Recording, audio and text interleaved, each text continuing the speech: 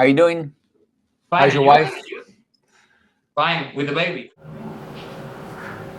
Hola a todos, conversé con el senador Rick Scott. Para los que no lo conocen, el senador Rick Scott es el líder del ala conservadora dentro del Partido Republicano en el Senado, es decir, es el líder de la coalición de senadores más cercanos al presidente Donald Trump. Con el senador Scott hablé de distintos temas que involucran a América Latina. Hablé, por ejemplo, sobre la polémica con el Canal de Panamá, la presencia de China, la ausencia de Estados Unidos en ciertos países de la región, y evidentemente también le hice preguntas referentes a lo que estaba ocurriendo en Venezuela, sobre su propuesta para aumentar a $100 millones el precio por la captura de Nicolás Maduro, y también sobre los comentarios de Ric Grenell en los que él argumenta que la administración Trump no estará en el negocio de cambiar de régimen. Hay muchas preguntas y respuestas con respecto a alguien que, insisto, es muy cercano a la administración y tiene mucha influencia dentro del Senado de Estados Unidos. Los invito a que vean la entrevista. La tuve que hacer en inglés porque, si bien el senador entiende el español, evidentemente no se puede expresar también en el español por razones lógicas. Tuve un pequeño problemita con el micrófono durante la entrevista y el audio no está tan nítido como esta parte del video, así que les pido disculpas de antemano.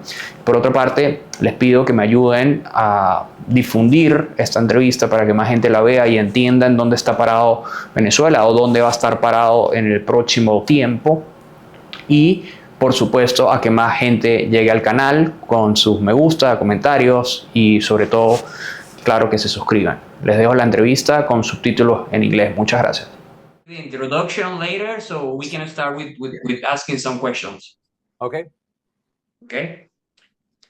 We're today with Senator Scott. Senator Scott, thank you for having me. My first question is simple. What do you think about the first month since Donald Trump came back to the White House? Well, he's clearly working hard. He's trying to change the direction of this country and trying to be positive for the world. If you look at Venezuela is taking people back. Colombia is taking people back. He's trying to get American jobs. Apple just announced $500 million investment in 20,000 jobs. He's trying to get peace in Ukraine. Clearly supports Israel. He's clearly having a conversation. Now the Europeans are having a conversation about defending themselves. I think Elon Musk has found, over $50 billion of savings, $1 billion. And he thinks he can find, I talked to him the other day, he thinks he can find $1 trillion. So, it's a lot of money. That'd be nice. Yeah. And right now, like, right-wing parties are winning elections across the globe. Why do you think that this is happening right now? I think people are waking up. I think people are looking at what's good for their family.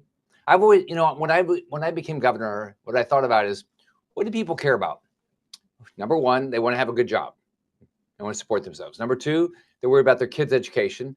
And number three, they want to be safe. After that, they don't really need government. They want to go, living on their own. They want to be out. They don't want government to tell them anything. So I think what's happened is the left wing around the world has tried to tell people how to live their lives. So you got to go to this type of school. We're going to teach your kids this stuff that you might not agree with. And so I think they've gone off a deep end. This country used to be 100% tied to meritocracy. Now they say, oh no, if you're this skin color, you're an oppressor. If you're this skin color, you don't have any shot. That's crazy. There are like two wings inside the Trump administration. We know that the first policy is America first, but there are some people inside the administration that thinks that maybe America first is about isolation. What do you think about it? Because isolation can also be a dangerous path. I don't think my conversation with Trump, he's not an isolationist. Okay. But I think the other side of it, he expects you to do your part. So, like, take Israel. Israel doesn't expect us to go fight their wars. They don't expect us to go destroy Hamas. They don't expect us to destroy Hezbollah or the Houthis. But they need American support. So what he's expecting out of Europeans is, you want to have peace, you want to hold Russia accountable, then show the heck up. So I think that what he's telling people is, look, America, we are going to be your friend, but we're not going to, you don't get to take advantage of us. So I think that's what the difference is. I think his agenda is, he knows he's got to get our national security in line. And after that, he believes in freedom and democracy around the world. He believes in holding people accountable. But if you expect America to do something to go fight your war and put our men and women at risk, and you don't want to do it, it's not going to happen. There is an issue between what is happening with Panama and the Panama Canal. President Trump are saying that China is controlling some parts of the canal. But there is something that is also true, that is that the United States leave a hole in Panama and in certain countries in Latin America that has allowed China to take in those countries. For example, in 2017, that I think that it was the year that Varela signed the contract with China, there wasn't an ambassador in Panama. So how do we solve this? Well, what we've got to do is we got to take Latin America seriously. Now we've seen under the Biden administration how he opened the borders, and these countries like Maduro sent his gangs and thugs here, and so America can't just not do our job. We have to have good ambassadors. We have to have a focus. We've got to have a Secretary of State that cares about Latin America, which we have with Marco Rubio, and we've got to show up and be their friend. If we expect that China can show up and we're not going to show up and it'll be good for the United States, we're foolish. So I think the difference in the Trump administration today is that we're going to be part of Latin America, and we're going to try to build a positive relationship. I'm going to personally fight for liberty and freedom throughout Latin America. Do everything I can to make sure that Diaz-Canel does not have power. Maduro doesn't have power. Ortega doesn't have power. Petro doesn't have power. And the people of those countries are the ones in power. Senador, Ric Grenell, that is the special envoy for Venezuela and North Korea, said 2 days ago that the Trump administration wasn't in the game of regime change. And he was specifically speaking about Venezuela. Why do you think that he's saying these things, and what do you think about it? Well, I think that the Trump administration is actually going to hold regimes accountable. You look at what he did to Iran as an example. He destroyed their economy. He destroyed the Ayatollah's ability to be a proxy or give money to it. The proxies, Hezbollah, Hamas, and the Houthis. He worked hard to make sure that he helped in Venezuela. So I believe Trump is going to be a very good president for the people that fight for liberty and freedom. I'm optimistic about Venezuela, about having a good election in Colombia, where we have a conservative president that wants freedom and liberty for the people of Colombia, not a left-wing crazy terrorist. So I don't know. I'm optimistic. Trump's going to do the right things.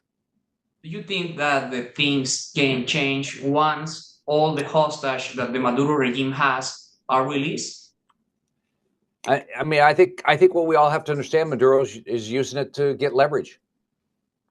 Yeah, that is a fact. It's real simple. And so I think that, and it's not just Maduro. I think around the world, countries are taking American hostages just to get leverage, no different than what Hamas did with the Jews and other Jews in Israel. So I think that we've got to be clear. If you take American hostages, we are going to destroy you.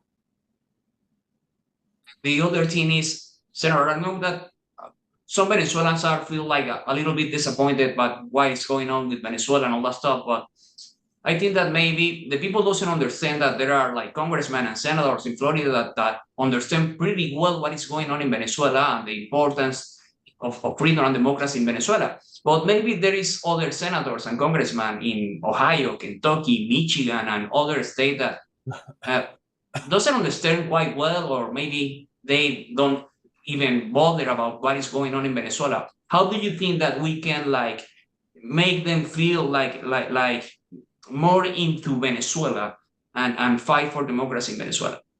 We got to tell the story. We got to tell the story of what Maduro is doing to the people of Venezuela. here's what I tell Maria Corina Machado when I talked to her. I talked to her last week.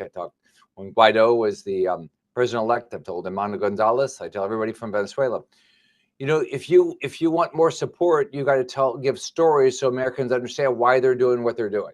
They need to understand that what Maduro's doing is actually children are dying because they can't get the medicine or the food they need. All right, you've got to tell a story of why it's important that we support freedom and democracy. That's true whether it's Venezuela or whether it's Israel. You've got to tell the story. The IDF in Israel did a good job of telling exactly what Hamas and the Palestinians did.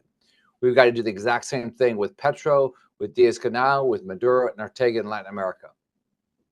Senator, you were promoting a bill for elevate to 100 million for Nicolás Maduro. What is going on with that bill? What can we expect with the bill? Are these being discussed? Can you tell us a little bit more about it? Well, it's a good bill, and I'm very optimistic it's going to pass. You know, we've got to look. Maduro is a bad guy. He's a narco trafficker of drugs. He's a thug. He's horrible, and so we've got to put up enough money. Now, this is not money of American taxpayers. This is money that we've confiscated from Maduro and his thugs. We got to put that money up and give it to somebody that gets him out of power. So I'm optimistic we'll be able to get that passed this year. There is a timeline for the bill? This year. This year, okay. Senator, another thing, I think that obviously the Trump administration is very focused right now in trying to end the war in Ukraine. That is a very important issue.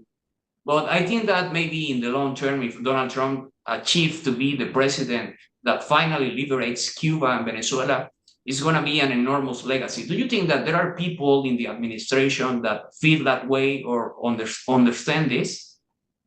Oh, absolutely. Mike Waltz, Marco Rubio clearly understand it. So every time I talk to Trump, I talk to him about the importance of freedom and liberty and have the chance he can be the president that liberates the people of Venezuela, liberates the people of Cuba, liberates the people of Nicaragua. Do you envision a new hemisphere in which the United States can work with allies in the region? I mean, right now the U.S. is buying a lot of things from China, Vietnam, and all those countries in Asia. But I think that maybe we can make like a near-shoring process for trying to buy some things from Central America and South America and prosper democracy in all countries. What do you think? Do you think that there is an initiative for this? Absolutely. First off, no one should buy a product or service from Communist China. No, nobody. Everything you buy from Communist China, the Chinese government gets a part of it, and they're going to use that money to sell more drugs that kill our kids, build in military to defeat us, or steal more jobs. That's what they do. It's the Chinese government. It's a despicable government. She is a despicable person. He wants to destroy the American way of life. So we actually should be able to get way more jobs and way more business throughout Latin America. Now, if it's not a democracy, you're not going to get more trade. It only happens through a democracy. You're not going to get it if it's a totalitarian government. But with a good democracy in each of these countries, we can dramatically increase the trade between, which will mean more American jobs, more jobs in Latin America, and more stability. It's also less threat in the region also. Well, Senator, thank you very much for your time. I really appreciate what you've been doing all these years for the Venezuelan and Cuban and Nicaraguan cause, and thank you for your time. Thank you, and thanks for all your hard work. Thank you, Senator. I tell your wife hi. Thank you, Senator.